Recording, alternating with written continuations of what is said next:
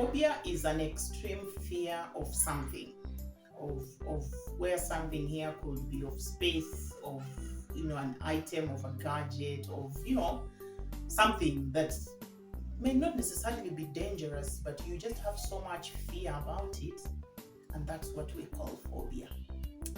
Hello everybody and welcome to Naomi's All Inclusive World, where today I'll be looking at a thing or two about phobia and whether or not it's a disability, and also just any other thing we might want to know about this extreme fear. Now, from my reads, phobia itself is really not a disability.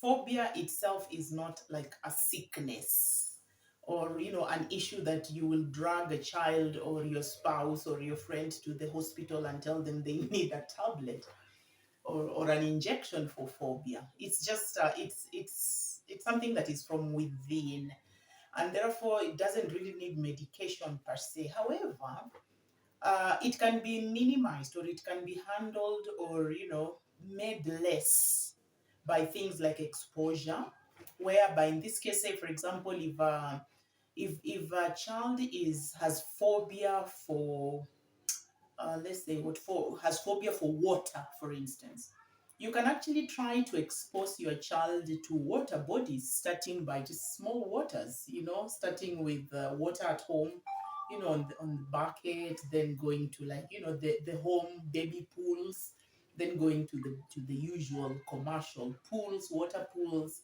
and then once in a while, probably when you have chance, then expose the child to natural water bodies, like the lakes, like rivers, like oceans, and so on. Just that frequent exposure to that thing that they have phobia for might actually dilute it, might make it less. Now, it may not fix it. Some people with enough exposure actually get over it, others don't.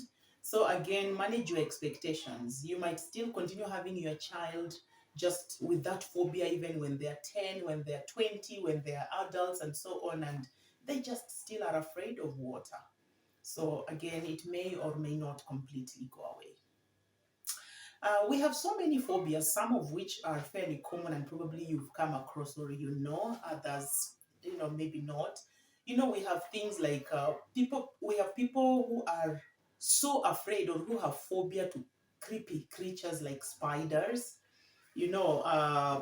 Fear of spiders, and that goes by the name arachnophobia. We have fear of snakes. Who likes snakes anyway? Fear of snakes is called Ophidiophobia, and that I will definitely be in that bracket. It's like anything that creeps, anything that is creepy is just is supposed to be at a distance.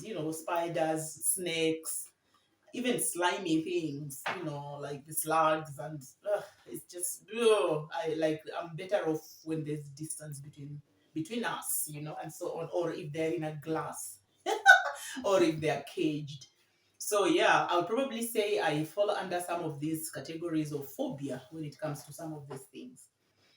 Social phobia, whereby I'm better off as long as I don't have the entire audience, like, concentrating on me, or having their attention on me, and something like that. It's a phobia. So it's really not a disability per se. Now, in some cases, some of these phobias might stand in the way of you making progress, in the way of you achieving your goal. And now that can actually be a bad thing. Say, for example, people who just have phobia of being in public, phobia of speaking before people, phobia of, having attention, drawn to them. You realize that, for example, maybe that person will have made a very good actress or actor, but because they have phobia for many eyes towards them, they might miss such a chance. And now that child or that person might miss a chance of being the next Lupita Nyong'o, being the next, whoever, and so on. So yeah, some of these phobias actually can stand in the way of you achieving what you would have wanted in life. Another bad side that phobia can cause would be this too much fear can actually make someone, say for example, actually get into an accident. you know, by just by trying to run away from a situation, or by trying to run away from now that thing or creature that makes them not feel comfortable. Say, for example, someone who has snake phobia. Every time they will hear someone go, oops, there's a snake, you know, or every time they will see even someone's hair that has dropped, you know, the braids and the locks that we have on our hairs that has dropped, and say it's in the night or something like that, and it looks like probably a snake or something, that person will run and can easily even break their leg.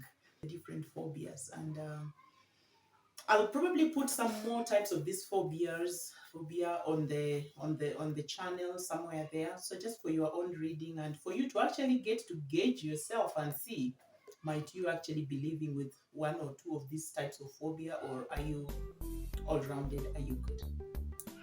Okay. Thanks for your time, and please hit the subscribe button if you haven't, or if it's your first time on my channel, and like and share. And I always look forward to reading a comment from you, so when you have time, drop me a comment and let me know your experiences when it comes to phobia.